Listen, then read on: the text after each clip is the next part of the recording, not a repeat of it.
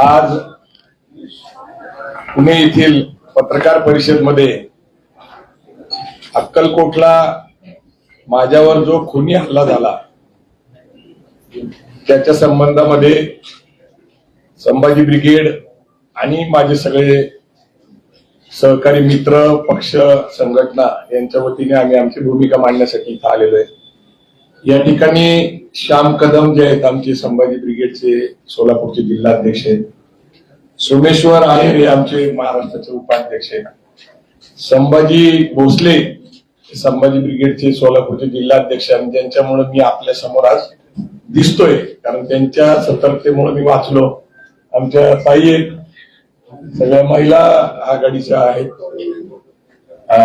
मला प्रथम असं वाटतं की संभाजी भोसले यांनी अक्कलकोट पोलीस स्टेशनला आपली कंप्लेंट नोंदवलेली आहे आणि ते खास सोलापूरवरनं निघालेले आहेत आणि इथे आलेले आहेत। तर त्यांची अशी इच्छा आहे की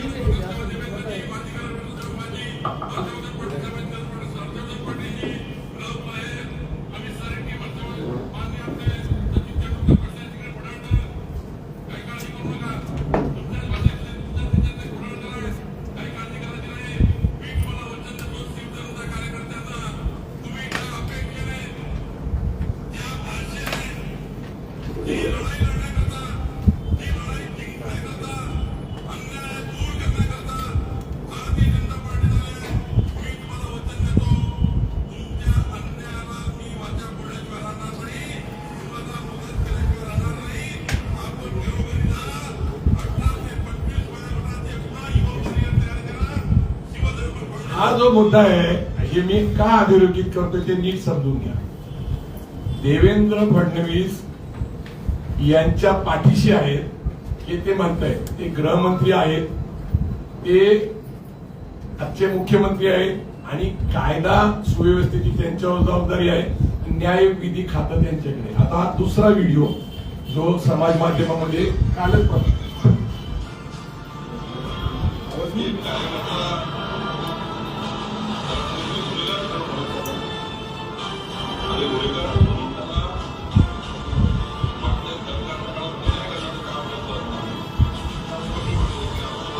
निर्मित जास्त कळत नाही. निर्मित जास्त कळत नाही.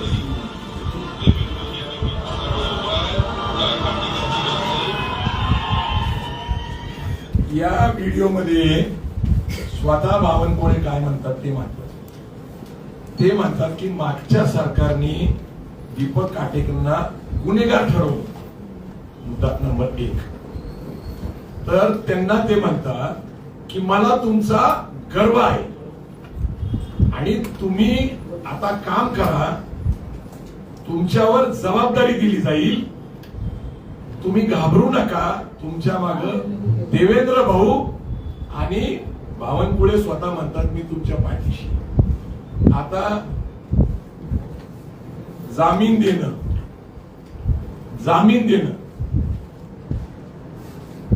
हे मी जे तुम्हाला दाखवतोय हे माझ्याकडे त्यांचं पेपर आहे.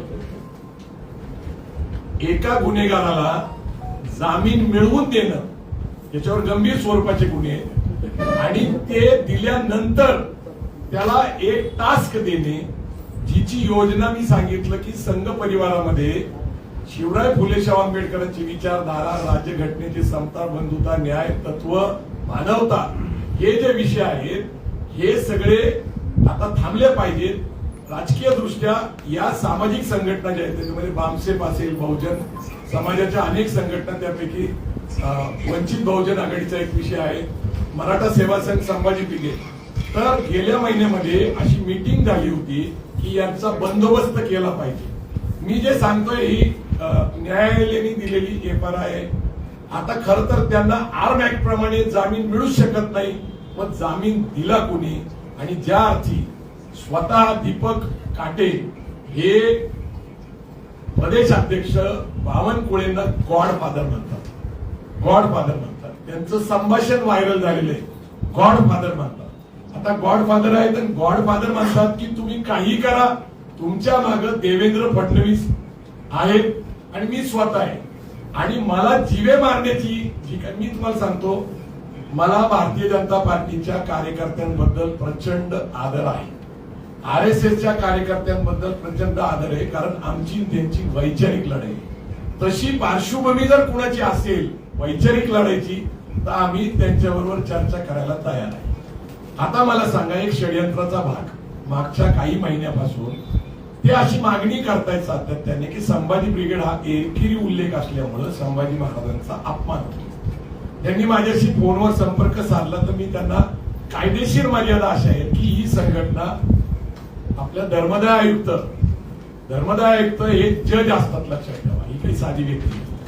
तिथं आपल्याला प्रक्रिया करावी लागते, त्याला जनरल बॉडी घ्यायला लागते, सगळ्यांचा ठराव घ्यावा लागतो आणि मग ती नियमितपणे आपण अर्ज, कारण ते लगेचच होतं असं नाही.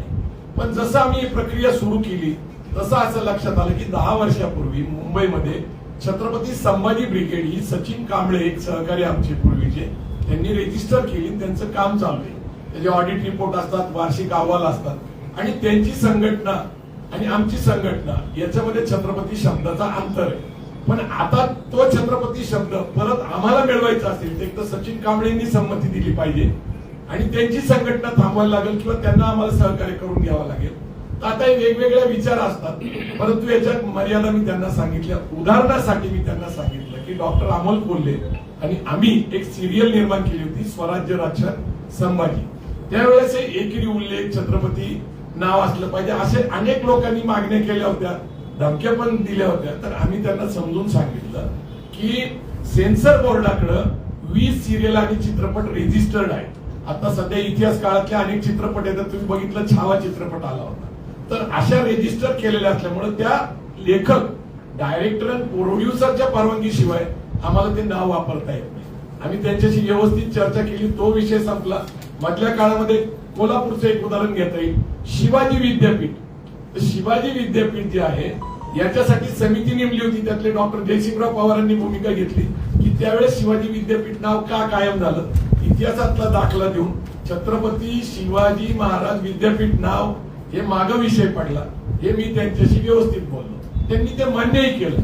आणि मी तिथं ज्यावेळेस त्यांनी काळं फासलं, त्यांनी सांगितलं, त्यावेळेस मी हात जोडून त्यांना सांगितलं की संभाजी महाराजांबद्दल आम्हाला आदर आहे, त्यांचा खरा इतिहास आम्ही पुढे आणलेला आहे. अनेक पुस्तकं लिहिलेत, त्यांच्यावर जे बदफैली, दारू पिणारे, बायकांवर असे जे पण आरोप होते आम्ही पुराव्यानिशी इतिहासातल्या संदर्भाने फोडून टाकले.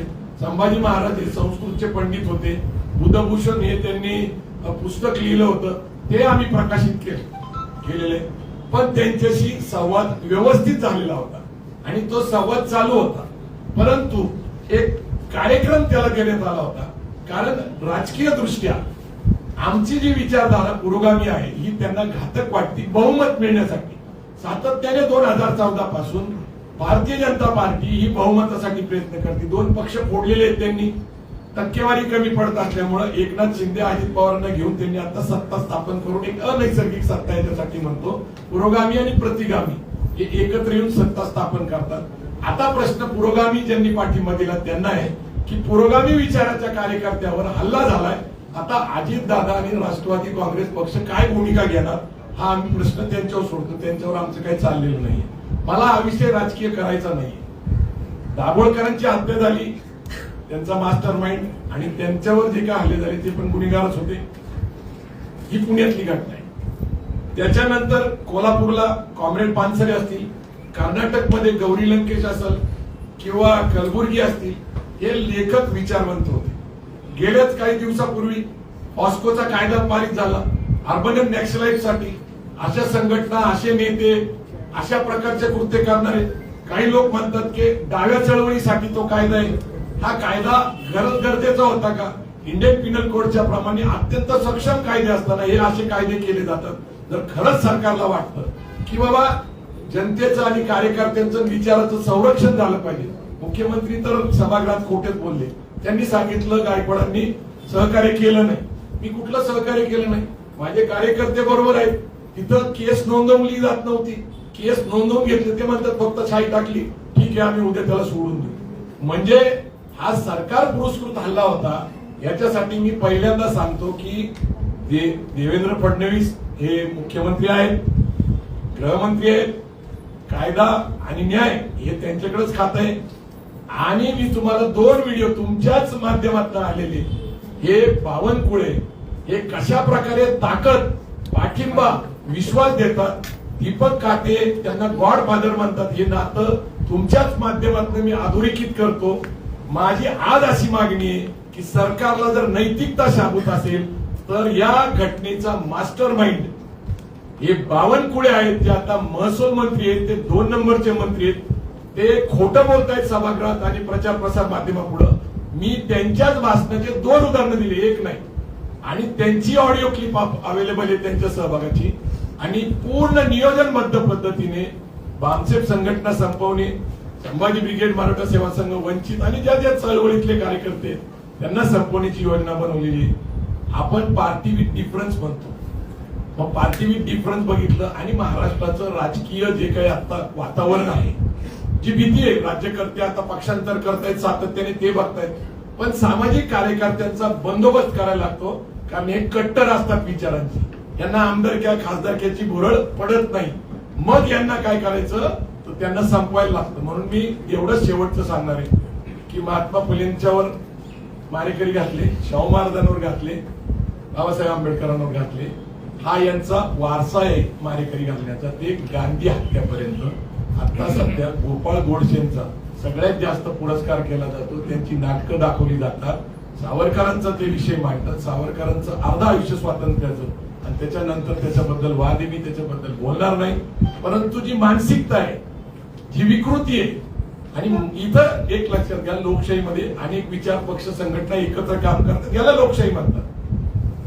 एक पक्ष, एक संघटना, एक विचार, 100% भाजप याचा आडसर आम्ही आहे. म्हणून त्यांच्या विचाराच्या आड येत असताना मला एवढंच सांगायचं, हा माझ्यावर प्रवीण गायकवाड म्हणून व्यक्तिगत हल्ला नाहीये, संभाजी ब्रिगेड म्हणून हल्ला नाहीये, हा हल्ला एका विचारावर आहे असं माझं स्वतःचा अनुभव आणि मत आहे. आणि खुनी हल्ला होता, मला मारण्याचा प्रयत्न झाला होता, हे निश्चित आहे. परंतु गुन्हेगारांना शिक्षा करतील, मोका लावतील असं मला वाटत नाही, कारण सरकार पुरस्कृतच असल्यामुळं आज उद्या तो गुन्हेगार परत बाहेर सुटणार आहे. तो बेलवर आहे, बेलवर असल्यामुळं धोका अधिक येतो, परत बाहेर पडला तर आज मी नाही तर उद्या कदाचित खेडेकर साहेब असतील, आणि त्यांच्या टार्गेटवर आहेत, प्रकाश आंबेडकर साहेब आहेत, त्याच्यानंतर वामन विश्राम साहेब आहे, तपास अधिकारी ढाकणे हा बावनकुळे यांचा नातेवाईक आहे अशी माहिती आता आलेली, तपास अधिकारी जो आहे. तर हे सगळं प्री प्लॅन आहे. म्हणजे जो दीपक काटे यांना जे आता जामीन मिळाली, तो आयोग जो आहे ज्याच्याबद्दल मी बोलतोय, योजनाबद्ध पद्धतीने गुन्हेगारांना जेलमधनं बेलवर सोडायचं आणि सामाजिक कार्यकर्त्याची हत्या करायची, याच्यावर आता सगळ्या समाजाने, सगळ्या लोकांनी विचार करायचे. आज माझ्यावर बेतलं, उद्या सामाजिक चळवळीच्या कुठल्याही कार्यकर्त्यावर बेतल, जो राज्यघटनेची भाषा करल, जो फुले शाहू आंबेडकरांची भाषा करल. जय जिजाऊ, जय शिवराय. बावनकुळे यांना काय वाटतं की तुम्हालाच टार्गेट करावं, कारण तुम्ही आता म्हणजे बावनकुळे याच्या पक्ष मागचा नाही, आता एक लक्षात घ्या, त्यांना मी का टार्गेट करावं असं मी म्हणत नाहीये. तर संघ परिवारामध्ये ज्या संघटनेचा बंदोबस्त करावा असं सांगितलं गेलं, त्याच्यामध्ये बांधसेब आहे, संभाजी ब्रिगेड आहे, मराठा सेवा संघ आहे, वंचित बहुजन आघाडी, आणि सगळ्या, मी काही सगळ्यांची नावं घेत नाही, पण जे लोक पुरोगामी विचाराच्या, फुले शाहू आंबेडकरांच्या विचाराचा पुरस्कार करतात, त्यांचा बंदोबस्त करावा. माझ्यावर पहिल्यांदा हल्ला झाला आणि मग आमच्या लोकांनी जे काही शोध घेतला, बावनकुळेंचं आणि दीपक काटेंचं नातं अधोरेखित केलं. बावनकुळेंची भाषणं तुमच्याच माध्यमातून आम्ही पाहिलेली आहेत. बावनकुळे ज्या पद्धतीने सांगतात, तू घाबरू नको, मला तुझा गर्व आहे, आणि ते सांगतात की मागच्या सरकारने त्याच्यावर अन्याय केला. आता तुम्ही सांगा, भावाच्या खुनामध्ये त्याला अटक झाली, जेल झाली, याच्यात मागच्या सरकारचं काय कारण आहे? आणि 14 ते 19 कुणाचं सरकार होतं? बावनकुळेंना थोडासा विसर पडलेला दिसतो. मी जे सांगतोय ते गुन्हेगार आणि बावनकुळे यांचं नातं, त्यांना बेलवर सोडलं हे बेकायदेशीर आहे, पण त्यांना बेलवर सोडलं, आणि बेलवर सोडल्यानंतर 15 दिवसापूर्वीच ते म्हणतात की माझी त्याची भेट झाली होती. बावनकुळे स्वतः सांगतात, बावनकुळे सांगतात की ते भाजपचे कार्यकर्ते आहेत, पण भाजपचा हा कार्यक्रम नाही. आता मला सांगा, बेलवर सोडणं, तुम्ही मला सांगा, हिंदी पिक्चर तुम्ही बघितलेली, आपल्याला इथल्या स्टोऱ्या सगळ्यांना माहिती आहे. आता बेलवर सोडणं आणि त्यांनी माझ्यावर हल्ला करणं, याचं काही नातं आहे का नाही तुम्ही ठरवा. आता तुम्ही अनेक शोधपत्रिका करतात, अनेक आपले पत्रकार शोधपत्रिका करतात, तुम्हीच आपले सहकारी. गायकवाड साहेब, मुद्दा असा आहे, तुम्ही जेलमध्ये भोसलेंचं नाव घेतलं, त्यांनी तुम्हाला बोलवलं होतं, त्यांचं कुठं सहकारण, सोलापूरमध्ये भरपूर राडे झाले याच्यावर, त्यांचं असं वाटतं का मूक संमती होती, प्लॅन मध्ये सहभाग होता, असं काही तुमचा थेट आरोप आहे? मी काय सांगतो, 2-3 गोष्टी. मी संभाजी भोसले स्वतः इथं आलेले, ते तिथंच होते काल सुद्धा.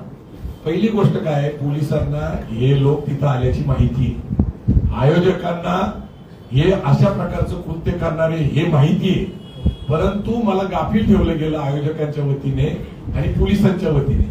आयोजकांना माहिती होतं तर त्यांनी तिथं पोलीस बंदोबस्त ठेवला पाहिजे होता, आणि तिथं पोलीस बंदोबस्त ठेवला गेला नाही. आणि आम्ही दोघं प्रमुख पाहुणे होतो, ते डॉक्टर शेटे आणि मी, ते शिवव्याख्याते आणि मी. आणि जन्मेजय राजे भोसले सभागृहात एकत्रच प्रवेश करत होते. माझ्यावर हल्ला झाल्यानंतर जर माझ्यावर वंगन तेल जे आहे विषारी ते टाकलं गेलं, माझ्यावर हारमान झाली, तिथं पळापळी झाली, असं असतानाही ते सभागृहात गेले, कार्यक्रम सत्काराचा त्यांनी करून घेतला, कुठलाही निषेध नोंदवला नाही, कुठलीही पोलीस कंप्लेंट नोंदवली नाही. परंतु एक आहे की हा विषय जन्मेजय भोसले आणि त्यांच्या कुटुंबाकडे वळवण्यापेक्षा आपल्याला नीट गांभीर्याने लक्ष घेतलं पाहिजे की मास्टर माइंड असलेल्या बावनकुळे आणि दीपक काटेचं नातं पहिल्यांदा आपल्याला हे करायला लागतं. ते एक विक्टीम आहे. म्हणजे जन्मेजय राजे भोसलेंचा कार्यक्रम सत्काराचा, नागरिक सत्काराचा, मला तिथं बोलवणं, तिथं बीजेपीचा आमदार असणं, तिथं बीजेपी संघ परिवाराचं प्राबल्य असणं, असं असताना सुद्धा एका धार्मिक ठिकाणी मला विश्वास होता की असं काही घडणार नाही, ही माझी चूक आहे. मला असं वाटतं की विषय डायव्हर्ट न होता हा पूर्णपणे बावनकुळे यांनी जबाबदारी स्वीकारावी आणि अशा प्रकारच्या गुन्हेगारी प्रवृत्तीला संरक्षण देणं याचं मास्टर माइंड मी म्हणत नाही. दीपक काटे त्यांना गॉडफादर म्हणतात. तुम्ही सगळे हिंदी पिक्चर मध्ये बघा, गुन्हेगार कुणाला काय म्हणतात, आपल्याकडे मुळशी पॅटर्न बघितलेला. तर ही जी प्रवृत्ती आहे लोकशाहीला धोकादायक आहे. आमचं विचाराशी त्यांच्याशी मतभेद आहेत का आहेत, चर्चा होतात का होतात, टीव्हीवर अनेक चर्चा होतात, आम्ही त्याच्यात सहभागी होत असतो. नाही, आमच्या लक्षात हे त्यानंतर आलं की ही घटना घडल्यानंतर 4 तासानंतर आम्ही तिथंच होतो ना. आम्ही काय अक्कलकोट सोडून पळून गेलो नाही, मी काय घाबरत नाही. काय माझा खून झाला असता, गांधीजींचा झालेला तर माझा झाला असता. मी काही महापुरुष नाही, मी एक सामान्य कार्यकर्ता आहे. परंतु प्रश्न माझ्या मरणाने संपणार आहे का, तर गांधीजींचे विचार संपलेले नाहीयेत आणि फुले साहेब आंबेडकरांचे विचार संपले नाही. ही लोकशाही अशी आहे की विविध विचाराला एकत्र घेऊन पुढे नेणारी आहे. दादा 3 जानेवारीला या दीपक काटेला पुणे एअरपोर्टवरती अटक झाली, बरोबर. त्याच्यात तर ते बेल ऍप्लिकेशनचा तुम्ही जो उल्लेख केला या, तर त्याची पार्श्वभूमी 2010 ची हत्या, त्यानंतर 21 चे 2 गुन्हे, 23 चे 2 गुन्हे आणि परत त्याला जामीन दिला, पोलिसांनी माहिती दिलं. याचा आणि ही जी काही तुमच्यासोबत घटना घडली याचा काही संबंध तुम्हाला आहे असं वाटतं? नाही, मला 100% संबंध वाटतोय. मी सातत्याने तेच सांगायचा प्रयत्न करतोय. एकतर त्यांचे आणि त्यांचे संबंध हे गाडीत एकत्र फिरतायत, कार्यक्रमाला एकत्र, 1-2 फोटो असते जसं ते म्हणतात की बाबा आपले प्रदेश अध्यक्ष हिरो आहेत, ते इतके सुंदर देखणे की त्यांच्याबरोबर फोटो काढण्याचा मोह कुणालाही आवडणार नाही, नैसर्गिक आहे. तसे ते कर्तबगार पण आहेत. परंतु इतके हजारो फोटो आणि इतके व्हिडिओ आणि गॉडफादरचं नातं ते स्वतः सांगतायत ना. तुम्ही अनेक पोस्टर्स बघा, त्यांच्या जाहिराती बघा, त्याच्यामध्ये ते त्यांना गॉडफादर म्हणतात. त्यांचं संभाषण सातत्याने होताना दिसतंय. आणि बावनकुळे म्हणतात मला दीपक अण्णा काटेंचा मला गर्व आहे.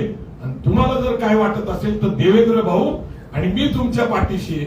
आता मला सांगा, जर मागच्या सरकारने त्यांच्यावर गुन्हे दाखल केले हा अन्याय झाला. आता आर्म ऍक्ट कुणाच्या काळात झाला, कुणाच्या काळामध्ये हे शस्त्र सापडले, आता त्यांना अटक करून ठेवले, त्यांच्यावर काय पण बेलेबल नॉन बेलेबल गुन्हे दाखल झाले, हे कुणाच्या काळात झाले. आणि ते सांगतात हा गुन्हेगार नाहीये, मला त्याचा गर्व आहे. आणि बेलवर त्यांना सोडून एक कृती कार्यक्रम दिलेला आहे मला संपवण्याचा आणि अन्य लोकांना संपवायचा. मी तुम्हाला मागे जाऊन हेचही उदाहरण देतोय की 14 ते 19 मध्ये काय घडलेले, 4 लोक गेलेले आणि हे आता सरकार आल्यानंतर हे अशा प्रकारची कृती करू शकतात का, तर हे करतायत. आणि माझा सरळ आरोप नाही तर मी तुम्हाला पुरावे दिलेले, त्यांचं नातं अधोरेखित केलेले, बेलवर सोडलेला गुन्हेगार हा परत काही गुन्हा करण्यासाठी का देत मग, नाहीतरी तो बेलवर आहे, त्यांचं एक धोरण आहे, गुन्हेगार आहे. आणि सगळ्यात महत्वाचं कसं आहे मला सांगा, दीपक काटे हे मराठा आहे बरं का. आणि शिवधर्म हा मराठा सेवा संघ संभाजी ब्रिगेडनी 2005 ते 8 मध्ये हा या समाजाला दिलेला एक समतावादी धर्म आहे, जो बुद्धाच्या विचाराकडे जाईल असं आम्ही सांगितलेलं आहे, फुले शाहू आंबेडकरांच्या विचारात. शिवधर्म हे नावाचं फाउंडेशन बनवणं, ज्याला कुठेही रजिस्ट्रेशन नाहीये, आणि त्या फाउंडेशन जे आमचं मूळ अपत्य आहे शिवधर्म, त्याचं नाव वापरायचं, संभाजी ब्रिगेडच्या विरोधात वापरायचं, छत्रपती नाव नाही दिलं तर अपमान होतं. या दोन्ही मुद्द्यामध्ये एक गोष्ट दिसते की छत्रपती नावाचं 25 वर्षात कधी विषय नाही आला, छत्रपती संभाजी ब्रिगेड, आणि शिवधर्म नाव हे आमच्याशी संबंधित आहे आणि तेच वापरायला लावायचं. शिवधर्म विरुद्ध संभाजी ब्रिगेड संघटना आणि मराठा विरुद्ध मराठा एवढीच मर्यादित करायचं आणि त्यांनी आपापसात त्यांचा बंदोबस्त केला असं चित्र निर्माण करायचं. दुर्दैवाने समाज माध्यमावर त्यांचे फोटो आहेत, त्यांना दिलेलं सरचिटणीस पद भाजप युवा मोर्चाचं तेही आहे. मला आर्टिफिक डिफरन्स म्हणून म्हणणाऱ्या ज्या संघ कार्यकर्ते भाजपचे कार्यकर्ते त्यांना काहीतरी वाटतंय का नाही की ज्या प्रकारचं सरकार आणि राज्य आलेले आणि एवढ्या संघर्षाने हे सत्ता आलेली आहे त्यांना मात्र काहीच लाभ मिळत नाही. आणि जेवढी प्रतिष्ठा विश्वास संघाने आणि भाजपने मागच्या काळात विरोधक असताना मिळवली होती ती आता पूर्ण धुळीला मिळवली आहे. संभाजी ब्रिगेडचं जाऊ द्या हो, भाजपच्या आणि संघाच्या कार्यकर्त्यांना तरी हे बरोबर वाटतं का, योग्य वाटतं का, हा माझा प्रश्न आहे. तुम्ही दुसरा एक उल्लेख या प्रेस नोट मध्ये केला आहे की राष्ट्रीय स्वयंसेवक संघाची नागपूरमध्ये एक बैठक झाली आणि त्यामध्ये पुरोगामी संघटनांचा बंदोबस्त करायचं ठरलं, तर त्याबद्दल सांगा काय हे काय झालं तुम्हाला सांगू का की बामसेफ संघटनेने भारत मुक्ती मोर्चाने मागील काही महिन्यापूर्वी संघाला 100 वर्ष पूर्ण होत असताना संघाचं जे कार्यालय नागपूरला महाल परिसरामध्ये जवळपास देशभरातनं 1.5-2 लाख लोक आले होते. दिवसभर त्यांनी त्याला घेरावा घातला होता संघाच्या कार्यालयात आणि निदर्शनं केली होती. ही बातमी देशभर गेली होती. ही देशभर बातमी गेल्यामुळं संघाच्या पातळीवर एक चर्चा झाली की आपल्या मुख्यालयापर्यंत हे लोक पोहोचलेले तिथं येऊन आपली बदनामी करतात म्हणा किंवा आपल्याबद्दल घोषणा देतात. अशा परिस्थितीमध्ये नैसर्गिक आहे की या संघटनेचा बंदोबस्त केला पाहिजे. जसं तुम्हाला माहिती आहे की सगळ्याकडं नाही गेला तरी सगळ्यांची स्वतःची एक गुप्तहेर सारखी यंत्रणा असतात. काही लोक आमच्यावर व्यक्तिगत पातळीवर प्रेम करतात, मग कुणी समाज म्हणून करतो, विचार म्हणून करतं किंवा जात म्हणून करतो. तो जातीसाठी काही लोक माती खातात. त्यांनी मला कळवलं गेल्या महिन्यामध्ये जी मीटिंग झाली त्याच्यामध्ये संभाजी ब्रिगेड, भामसेफ संघटना, भारत मुक्ती मोर्चा, मराठा सेवा संघ, वंचित बहुजन आघाडी यांच्याबद्दल चर्चा झाली आणि बंदोबस्त करायचा. आता ही चर्चा झाली, ही खरं मानायचं तर हे अक्कलकोटचं प्रकरण आहे जिथं संघाचं प्राबल्य आहे. संघाचं प्राबल्य असलेल्या ठिकाणीच तुम्ही माहिती घेऊ शकता. अशा ठिकाणीच हल्ला होतो नियोजनबद्ध योजनाबद्ध. याचा संदर्भ मी काही वकील नाही, इन्व्हेस्टिगेशन ऑफिसर नाही, परंतु माझ्याबरोबर माझे वकील ऍडव्होकेट समीर गाडगे आलेले. त्यांनी जी अभ्यास केला त्या अभ्यासाअंती बावनकुळेचा गॉडफादर आणि त्यांना गर्व असलेला कार्यकर्ता दीपक काटे याचं नातं स्पष्ट झालं. आणि संघाचं गेल्या महिन्यामध्ये मला मिळालेली माहिती आणि अक्कलकोटवर मध्ये झालेला माझा हल्ला. आता तुम्ही लोक ठरवू शकता याच्यात सत्यता काय, जनतेने ठरवायचे. मला असं वाटतं लोकशाही मार्ग आहे. जसं मागे मराठा क्रांती मोर्चे निघाले होते, मूक मोर्चे होते, शांततेचे मोर्चे होते, ते त्या कारणासाठी होते. ते एक श्रद्धाताई जी आहे तिच्यावर बलात्कार हत्या झाली होती, एवढी सहानुभूती होती, 2.5 कोटी लोक रस्त्यावर आले होते. मी सामाजिक जीवनात 30 वर्ष आहे, माझ्या जीवितावर घेतलं होतं. आज मी तुमच्या पुढे जिवंत आहे कारण हे आमचे कार्यकर्ते संभाजी भोसले आणि सोलापूर जिल्ह्यातले कार्यकर्ते. पण अशी प्रवृत्ती बळावायची का ज्याच्यामुळे या देशातल्या लोकशाहीला राज्यघटनेला धोका आहे. मी आता राजकारणावर बोलणं बरोबर नाहीये, परंतु काय आहे की राहुल गांधी सातत्याने सांगतात की महाराष्ट्राची इलेक्शन कशी खेळली गेली, कशी जिंकली गेली, कशी सत्ता आली. ऍडव्होकेट प्रकाश आंबेडकर कोर्टात गेले, तेही सांगतायत काय घडलेले. तर सगळी वस्तुस्थिती तुम्हाला सगळी माहिती आहे. तुम्ही सगळे पत्रकार मित्र आहेत, समाज जागृत आहे. महाराष्ट्र अस्वस्थ आहे का, तर अस्वस्थ आहे. पण एक निश्चित सांगतो मी तुम्हाला, माझ्या पूर्वी सुद्धा अनेक घटना म्हणजे या देशामध्ये गृहमंत्री असलेल्या माणसाला जेलमध्ये टाकलं जातं, जेलमध्ये टाकलं जातं. मग हत्येचा कट रचणं आणि हत्यासाठी पाठवलेल्या माणसाचं नातं अधोरेखित झाल्यानंतर बावनकुळे मास्टर माइंड आहे हे म्हणण्यास संधी आहे असं माझं मत आहे. मास्टर माइंड नागपूरच्या मुख्यालयातून रचलं गेलं असं म्हणायचं मला तुमचा प्रश्न कळाला नाही. प्रश्न असा आहे, तुम्ही आता संबंध जोडले नागपूरच्या मुख्यालयातली संघ कार्यालयातली बैठक, नंतर बावनकुळे त्याचा कार्यकर्ता दीपक काटे, पण तुमच्या हल्ल्याचा कट हा संघ मुख्यालयात रचला गेला. हे बघा, मी पूर्णपणे जे माझ्याकडे पुरावे आहेत, माहिती आहे, त्याला कड्या जोडलेले, घटनाक्रम सांगितले. आता परत परत जर मी ते सांगायचं म्हटलं तर मला काही शक्य नाही. मी सांगितलेले की बावनकुळेला गॉडफादर तो म्हणतो, ते म्हणतात की त्यांना त्याचा गर्व आहे. हे दोन गोष्टी अधोरेखित झाले. तुमच्याच माध्यमातून ते आलेले आहेत, समाज माध्यमात खुले. अशा प्रकारची घटना घडली. बामसेप आणि मूळ निवासी संघ जे संघटना आहेत त्यांनी संघाच्या मुख्यालयाला घेरावा घातला. एक दिवस निदर्शने केले. नैसर्गिक आहे, आमचा बंदोबस्त केला पाहिजे अशा प्रकारची चर्चा झाली. आता ती माहिती होती मला, पण मी बेसावध राहिलो. आता परत माझ्यावर खुनी हल्ला झाला. 1 महिन्याच्या आत झाला. बेलवर एका गुन्हेगाराला सोडलं जातं. आता हे इन्व्हेस्टिगेशन करायचं काम आहे ना. मला जी जी माहिती मिळाली त्याची मी कडी जोडत जोडत सत्यता सांगायचा प्रयत्न करतोय आणि जबाबदार व्यक्तीला दोषी ठरवून जर एका गृहमंत्र्याला खोट्या गुन्ह्यामध्ये, कारण त्यांचं पुस्तक प्रकाशित झालंय, त्यांना जेलमध्ये पाठवलं जातं या महाराष्ट्रामध्ये अनिल देशमुखला, तर एखाद्याचा खून करण्यासाठी जे मास्टर माइंड आहे, हे गॉडफादर म्हणतात म्हणल्यानंतर त्याला मास्टर माइंड म्हणावं लागतं. लक्षात घ्या. आणि नातं अधोरेखित झाले. आता ही सगळी जबाबदारी मुख्यमंत्री म्हणून, गृहमंत्री म्हणून, न्याय व कायदा मंत्री म्हणून, भाजपचे प्रमुख म्हणून देवेंद्र फडणवीस यांच्यावर येते. बावनकुळेंचं जे नातं मी अधोरेखित केलंय, जे पुरावे दिलेत, भारतीय जनता पार्टीला वाटतंय की जर पार्टीवर डिफरन्स आपण टिकवायचा असेल तर त्यांनी आता सत्याचा शोध घेऊन आम्हाला न्याय द्यावा. आणि आम्हाला आता एक विश्वास आहे की बाबा काही ना काहीतरी बहुजन चळवळ उभा राहील आणि इथलं अन्यायकारी सरकार दूर करेल अशी माझी आशा आहे.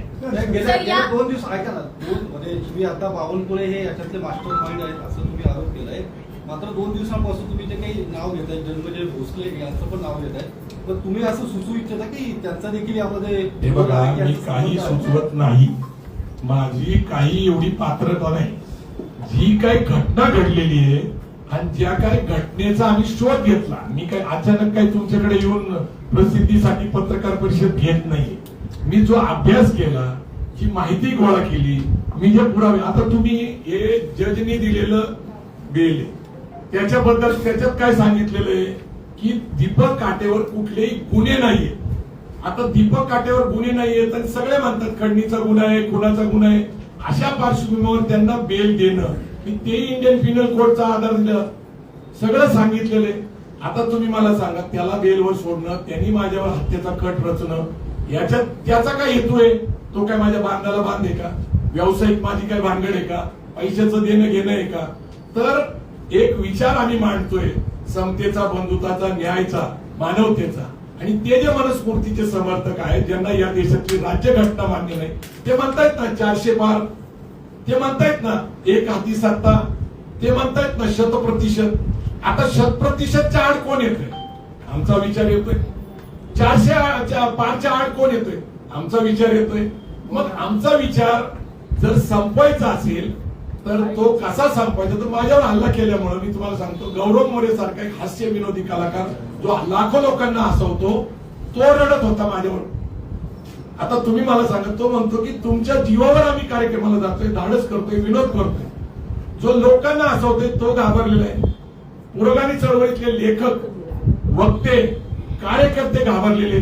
म्हणजे माझ्यावर हल्ला हा जर माझ्या व्यक्तीवर असता तर मग आमचे लोक का घाबरलेले? आणि एक लक्षात ठेवा, संभाजी ब्रिगेडचे कार्यकर्ते लढणारे, ते रडलेले. लढणारे कार्यकर्ते ज्यावेळेस रडतात त्यावेळेस काय होतं हे पुढचा काळ तुम्ही बघ ना. सर हल्ल्यानंतर आतापर्यंत म्हणजे या 2 दिवसामध्ये भाजपकडे, कारण तुम्ही थेट आरोप हा भाजपवर केलेला आहे, भाजपकडनं कोणी तुम्हाला कॉन्टॅक्ट करायचा काही प्रयत्न केला का? इव्हन मुख्यमंत्र्यांचा सुद्धा काही 2-3 फोन आला? गोष्टी आहेत लक्षात घ्या की ज्या षडयंत्राचा भाग असलेले लोक, तुम्ही शत्रूकडून आपल्या कल्याणाची अपेक्षा करणं शत्रूचा शानपणा नाही तर आपला मूर्खपणा आहे. हे डॉक्टर आर साळुंके सर म्हणतात. आता ते कसे मला फोन करतील? कशासाठी फोन करतील? गिल्टीनेस असतं ना माणसाला, आणि आपणच केलंय. पण एक आहे की सभागृहामध्ये खोटं बोलायचं, तुम्ही तर बघताय. बावनकुळे प्रचार प्रसार माध्यमात माझा काही संबंध नाही म्हणतात. आता तुमच्याच प्रचार प्रसार माध्यमातले व्हिडिओ मीच तुम्हाला दाखवले, ते जे बोलताय. आता तुम्ही मला सांगा, भारतीय जनता पार्टी माझ्या हिताचा किंवा माझ्या संरक्षणाचा विचार कशी करत? पवार साहेबांचा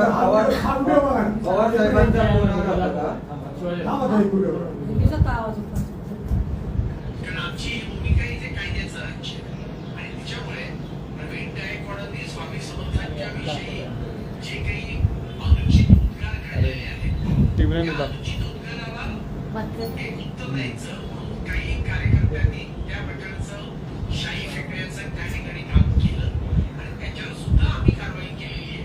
आणि त्यामुळे नाही, मला मुद्दा असा आहे की मी माझ्या पत्नी सहित कुटुंबासहित तिथं गेलो होतो. माझी पत्नी धार्मिक आहे, महिला धार्मिक असतात. अन्नछत्र मंडळात जायचं होतं, स्वामी समर्थांचं दर्शन घ्यायचं होतं. हा संभाजी ब्रिगेडच्या काही कार्यकर्त्यांनी किंवा लेखकांनी मांडणी केलेली, काही त्यांची मतं आहेत. प्रश्न असा आहे की आम्ही ज्यावेळेस सहकुटुंब जातो, आम्हाला एका विश्वासाने बोलवलं जातं. त्या अक्कलकोट स्वामी समर्थ मंडळ जे आहे त्याचं अन्नछत्र चालवतात. तुम्ही जे दाखवताय, तुम्ही मला सांगा, मी जर स्वामी समर्थांच्या विरोधात बोललो असतो किंवा त्यांचा अपमान केला असता तर मला त्याच संस्थांचे प्रमुख मला निमंत्रित का करतात? पण तुम्ही ऐका एक मिनिट, ते का बोलवतात? त्यांना माझ्या हातून सत्कार करून घेण्याची इच्छा का होती? जर स्वामी समर्थांची बदनामी करत होतो, काही करतो, एक निश्चित आहे की ज्ञानेश महाराज यांना आम्ही संविधानावर बोलायला सांगितलं, तर त्यावेळेस काही गोष्टी त्यांनी सांगितल्या, त्याच्याबद्दल त्यांच्यावर 9 गुन्हे दाखल झाले. त्यांनी त्याच्याबद्दल माफी पण मागितली. आता प्रत्येक माणसाची तर मी डोकं चालू शकत नाही. प्रत्येकाच्या भूमिका आहेत, प्रत्येकाचे अनुभव आहेत. आता तुम्ही मला सांगा, तुम्ही जे सांगा त्यांना एक तर कळलं पाहिजे, जे बोलतायत त्यांना, की अक्कलकोटला मला सन्मानाने बोलवलेले, वडून नाही गेलेलं, आणि माझ्या हस्ते तिथल्या प्रमुखाचा सत्कार आहे. पण तुम्ही असं पण म्हणताय सगळं स्टेज मॅनेजर ऑर्गनायझर इन्व्हॉल्व असतं. ठीक आहे, आता पुढे त्या कॉन्फरन्स तुम्ही पोलीस मध्ये जा. मला असं वाटतं की मी जे सांगायचं ते पुरेसं सांगितलेले. हा पूर्ण कट रचण्यामध्ये भारतीय जनता पार्टीचा सहभाग आहे. मी अनेक गोष्टी खुलासे करू शकतो, पण टप्प्याटप्प्याने आपल्याला पुढे जायला पाहिजे. बावनकुळे काल जे म्हटले माझा काही संबंध नाही, म्हणून मला एक प्रेस घेऊन पुरावे द्यावा लागले. या प्रेसमध्ये मी बेल वॉरंट जे आहे, बेल दिलेली आहे, ती बेकायदेशीर आहे. ज्या माणसाला मोका लागून समाजाच्या सुरक्षिततेसाठी जेलमध्ये ठेवलं पाहिजे, त्याला मुक्त सोडून माझ्यावर सोडलं, आणि मी तुम्हाला सगळे पुरावे दिले. आता जन्मेजय राजे भोसले असतील, आयोजक असतील, याच्याबद्दल मला बोलण्याची इच्छा नाहीये. तुम्ही काय करता, तो मुद्दा डायव्हर्ट करून टाकता. मुद्दा हा आहे की हा देश टिकला पाहिजे, हे राज्य टिकलं पाहिजे, राज्यघटना टिकली पाहिजे, विचार टिकले पाहिजे, समता टिकली पाहिजे. हा त्याचा संघर्ष आहे. ते ठीक आहे, आता दीपक काटे इन्स्ट्रुमेंट झाले, त्यांना वापरलं, कदाचित त्यांना वाल्याचा वाल्मिकी होऊ शकतो. मी तुम्हाला सांगतो की महात्मा फुलेंची हत्या करणारे त्यांच्या नंतर बॉडीगार्ड झालेले. आता अप्रतिम होती. आता सत्य कळण्यासाठी काही काळ जावा लागेल, पण जे मास्टर माइंड आहे ते मात्र मी तुम्हाला पुराव्यानिशी सांगायचा प्रयत्न केलेला आहे. सरकारने त्याचा निर्णय घ्यावा. दादा, आपण म्हणताय की सरकार व्यवस्थित काम करत नाहीये किंवा पोलिसांनी पण व्यवस्थित प्रतिसाद दिलेला नाही. तुमची आता पुढची पावलं काय असतील? म्हणजे न्यायालयात जाणं की लोकांमध्ये फिरून, समाजामध्ये फिरून आणखी प्रबोधन करणं, पुढचं काय असेल? प्रश्न असा आहे, मी सांगितलं की मराठा क्रांती मोर्चे का घडले, ते एक घटना घडलेली. फक्त इथं मी जिवंत आहे, मी मेलो नाही, हाच त्याचा प्रश्न. अशा पार्श्वभूमीवर एक अनैसर्गिक सरकार सत्तेचा फायदा घेऊन, पोलिसांची, न्यायपालिकेची मदत घेऊन, एका गुन्हेगाराला मुक्त सोडून, एका सामाजिक कार्यकर्ता जो शिवराय फुलेशाह आंबेडकरांची विचारधारा मांडतो त्याची हत्या करण्यासाठी पाठवतात. आता हे तुम्ही विचार केला पाहिजे, हे जनतेचा प्रश्न आहे. जनता ठरवल हे काय करायचं, हे मी नाही ठरवणार, कारण मी काय जगलो काय मेलो काय, हा प्रश्न माझा नाहीये. तुम्ही काय, माझं काय होईल, मी काय ठरवणार, मी काही ठरवणार नाहीये. मी हे समाजातल्या बहुजन समाजाला ज्यांना वाटतं की या देशात लोकशाही टिकली पाहिजे, राज्यघटना त्याचे विचार टिकले पाहिजे, त्यांच्यावर मी सोपवलेलं आहे. बाकी ज्याचा बंदोबस्त करायचा आहे, संभाजी ब्रिगेडच्या कार्यकर्त्यांचा इतिहास आहे, जशाच तसा उत्तर आमच्या पद्धतीने दिलं जाईल. आम्ही गप्प बसणार नाही, आणि ही या सरकारच्या शेवटाची सुरुवात आहे, हे नक्की लक्षात घ्या. कारण जी महाराष्ट्रात अस्वस्थता पसरलेली आहे, निदर्शनं होत आहे, बंद होत आहे, याचं लक्षात घेता लोकांच्या कळालेलं आहे की हे कुठल्या थरापर्यंत जाऊ शकतात, हे मला सांगायचंय. व्यक्तिगत माझी लढाई नाही दीपक काटे विरुद्ध प्रवीण गायकवाड, ही लढाई विचाराची लढाई आहे.